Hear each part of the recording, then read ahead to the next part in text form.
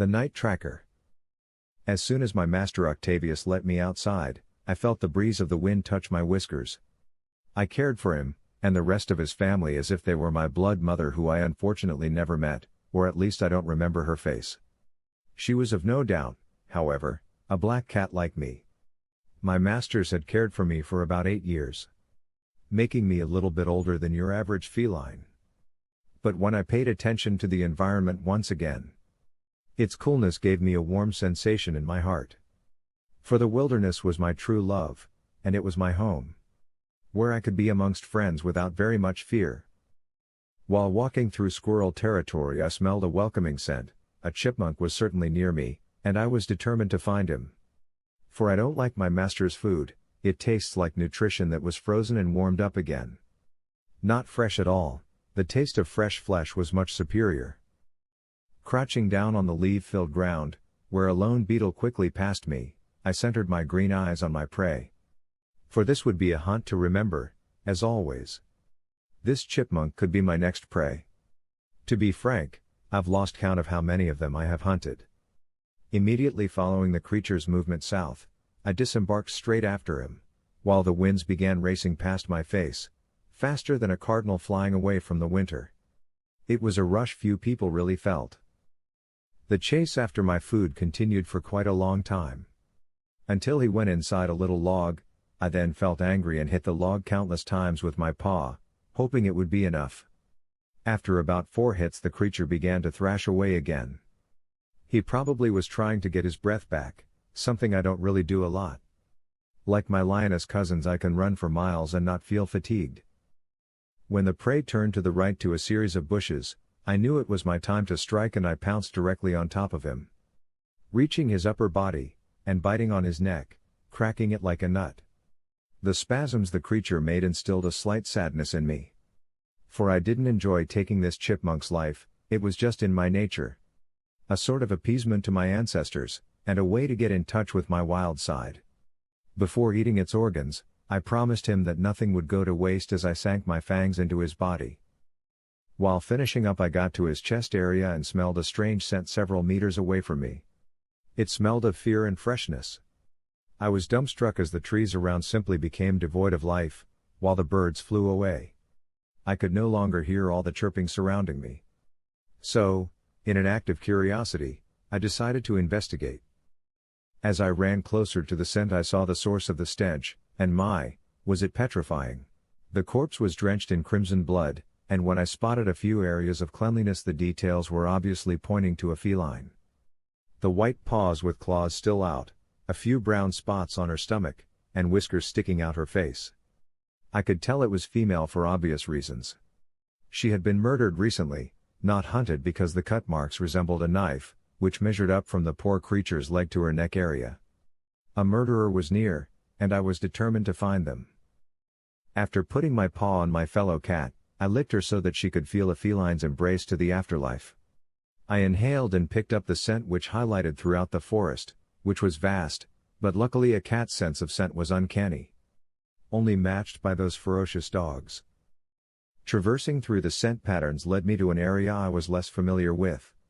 It was a lot louder than the rest of the environment, and it appeared that lights were moving at very high speeds, and the stench that emitted from them made my nostrils flare up. It was natural yet tampered with.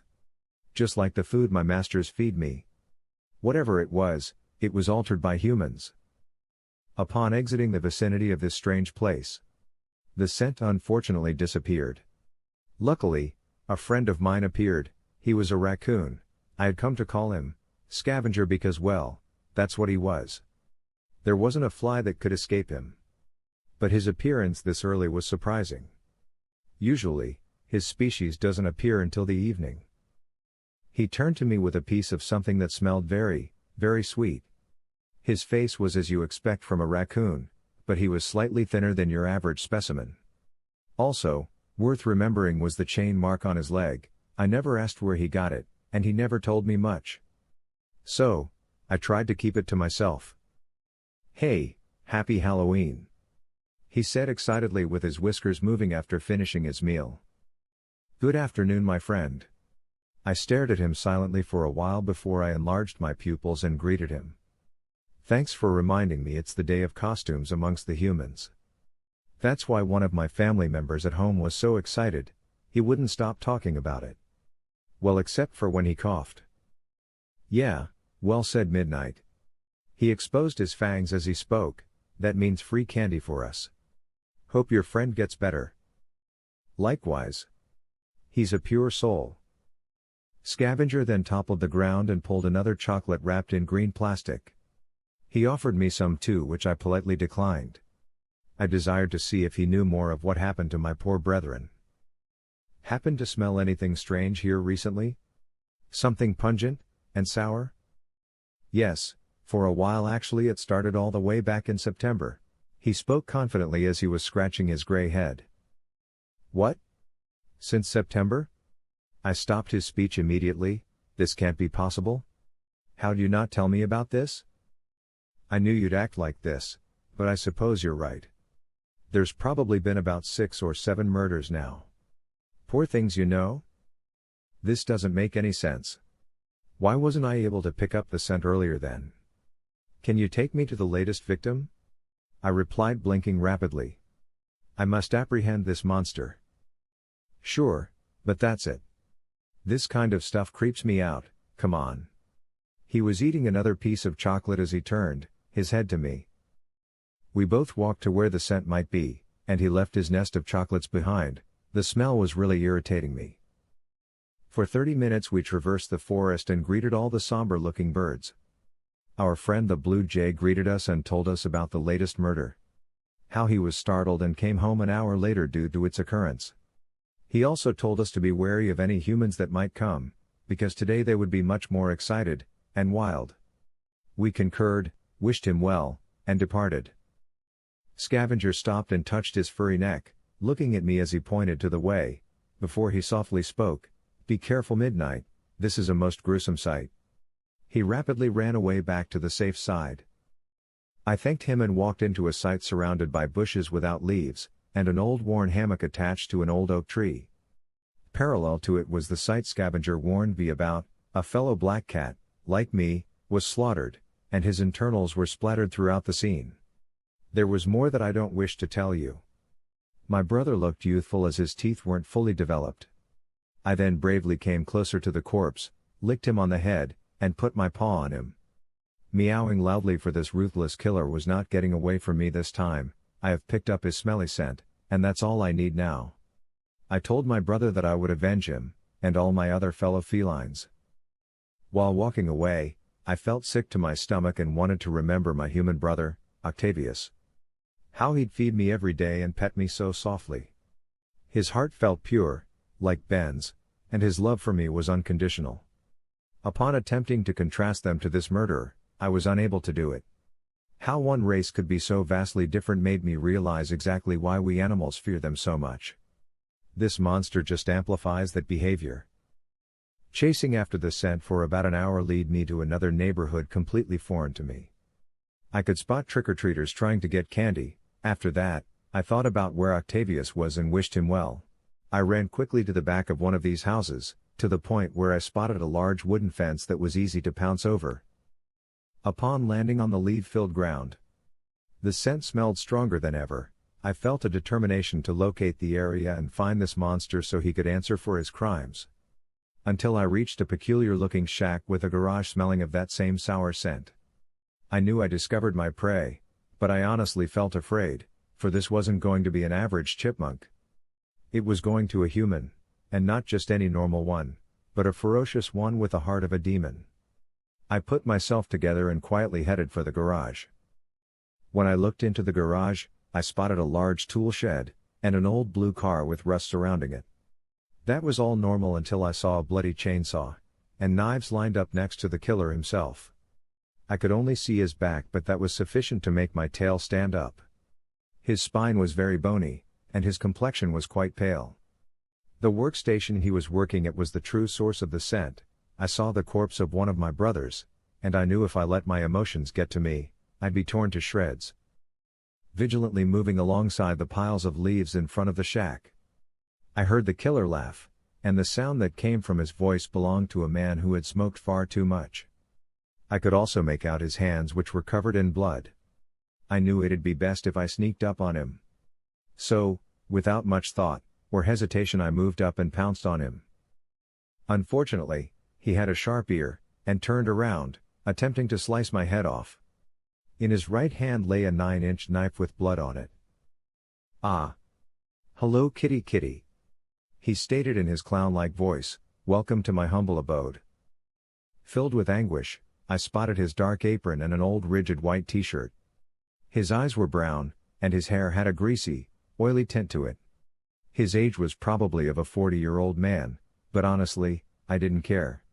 I just wish he could understand my speech, so I could tell him exactly how much I'd come to hate him. For his actions were irredeemable, and couldn't be forgotten. Regardless, I just decided to hiss with all my lung power. He laughed, hissed back at me, and screeched like a harpy. I didn't expect to have another toy to play with so early on. He laughed, hissed back at me, and screeched like a harpy before he spoke. I told myself not to fear, and to be strong.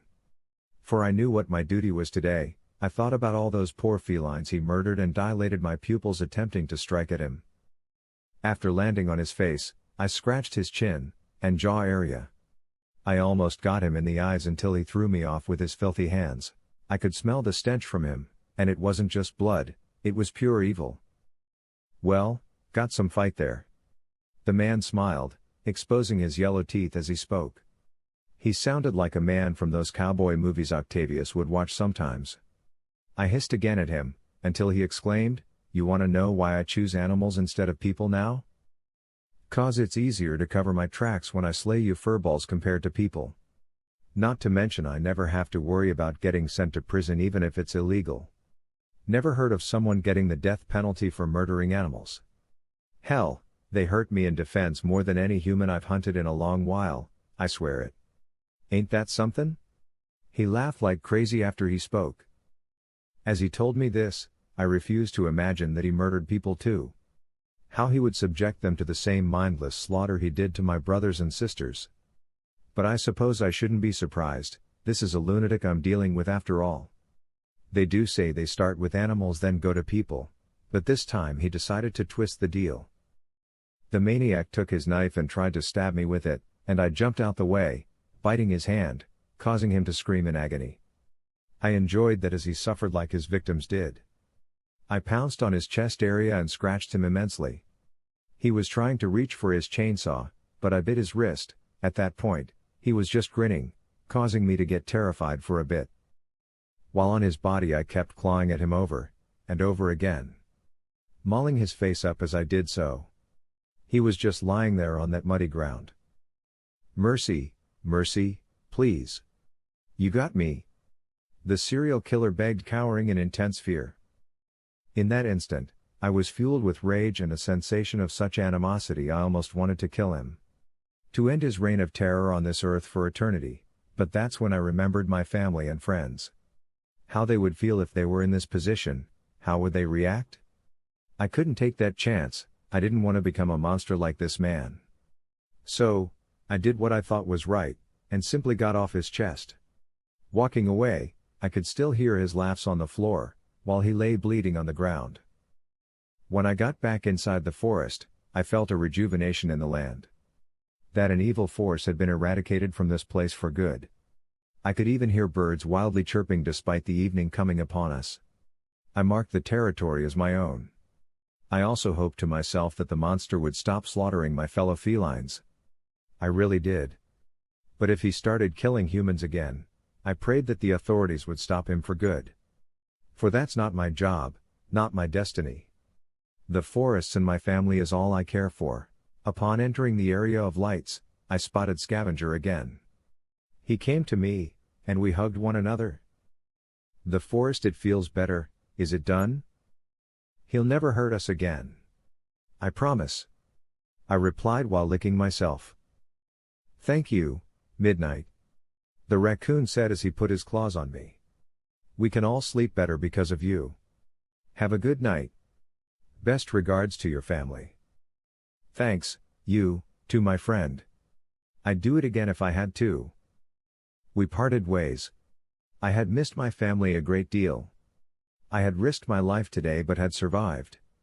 But instead of going home immediately, I wanted to check out my territory for a while. It was a new moon after all. I'll be home in a couple hours, that sounds perfect to me.